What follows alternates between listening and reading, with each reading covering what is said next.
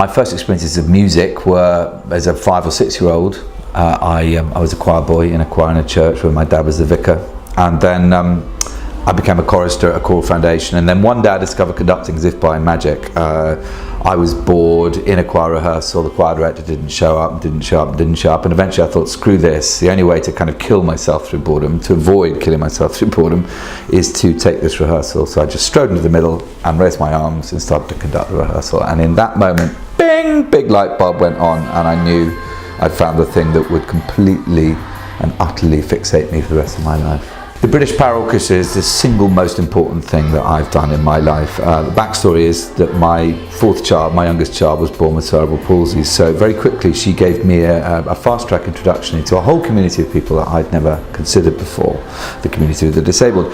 Then I very quickly started to wonder why it was that all the orchestras I conduct all around the world don't feature any musicians with disability. They just don't exist in those institutions. There are a whole bunch of reasons why that is the case. Principally that the world hasn't woken up to the issue. If you think about it, it's taken over 50 years for the world to wake up to Paralympic sport, not to see it, somewhat prejudicially, as a therapy for some poor disabled athletes, but simply as world-class sport.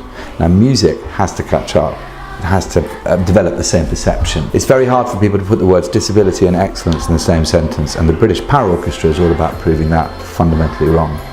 I'd love to be sitting here saying to you, yeah, the Paraorchestra has been in existence for 5, 6 years now, our work is done, there are brilliant musicians with disability playing in all the leading orchestras around the world and in every other kind of musical institution. I'd love to be saying that to you, but of course the reality is far grindingly different to that, which is that there are still so many grassroots problems in the way of musicians with disability taking their rightful place alongside able-bodied musicians in the industry.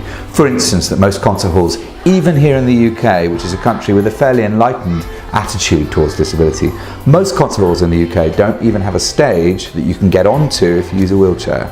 It's that fundamental the problem. My ongoing crusade is to prove that disability is no barrier to music making at the very highest level, and in extension of that, to really promote integration so that it will no longer be surprising for any audience member at any kind of a gig to see a bunch of musicians on stage making music at a world-class level, and amongst them there's a healthy number of musicians who have a disability.